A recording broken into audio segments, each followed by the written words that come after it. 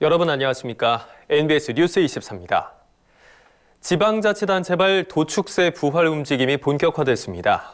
충청북도는 최근 도축세 부활을 위한 입법 논의를 진행하고 있다고 밝혔습니다. 가축전염병 방역 등으로 인한 지자체 예산 부담이 가중되는데 세수 확보 방안이 요원하다는 이유에서입니다. 네, 하지만 도축세가 부활할 경우 축산농가 부담이 가중될 수밖에 없는데요. 이에 축산업계와 지자체 사이에 첨예한 대립이 전망되고 있습니다. 강창호 기자가 보도합니다. 지방자치단체가 도축세 부활을 추진하고 나서며 축산업계의 파장이 일 것으로 보입니다.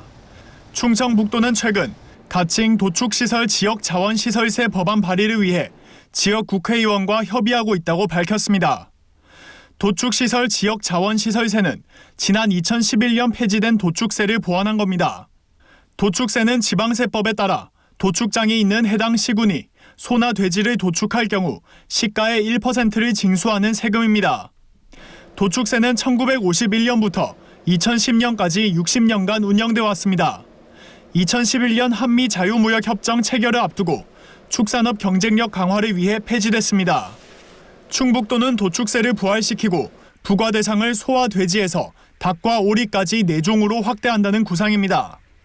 충북도는 구제역과 ASF, 고병원성 AI 등 가축 전염병이 잇따르면서 지자체의 경제적 부담이 가중됐다는 이유를 도축세 부활의 명분으로 삼고 있습니다.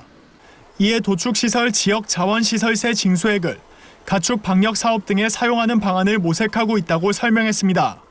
구제역이다 AI다 해가지고 축산농가들이 피해가 좀 막심하잖아요. 들어가는 비용들은 꽤 많이 이제 발생이 되고 저분들이 도축시설세를 지금 조심스럽게 좀 접근은 하고 있는 단계인 것 같아요.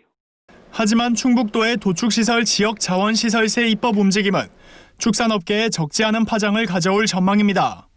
축산농가들은 도축시설 지역자원시설세가 신설될 경우 농가 부담이 가중될 것이라며 우려하고 있습니다. 도축업자들이 세금 추가 납부를 명목으로 도축비 인상 등을 추진할 가능성이 높기 때문입니다. 또 도축시설 지역자원시설세의 실효성에 대해서도 의문이 제기되고 있습니다. 과거 도축세는 전체 지방세의 0.1%대에 불과할 정도로 지자체 세수 확보에 크게 기여하지 못했습니다. 축산단체들은 지자체의 현실적인 재정 문제는 공감하지만 가축 방역 예산 부담을 농가들에게 떠넘겨서는 안 된다고 목소리를 높였습니다. 그러며 입법 논의 단계에서 반드시 생산자 단체의 의견을 수렴해 합리적인 방안을 모색해야 한다고 주장했습니다. 취지의 공감대는 알겠지만 이 부분이 이제 농가가 직접적으로 부담을 내서 하는 부분에서는 부담률에 대해서도 좀 협의도 해야 되는 상황이 되어서 지금 현재는 아직까지 섣불리 지금 적용하기는 어렵다. 가축 질병 방역의 중요성이 점점 커져가는 가운데 축산 농가와 지자체가 상생할 수 있는 방안에 대한 논의가 필요해 보입니다. MBS 뉴스 강창호입니다.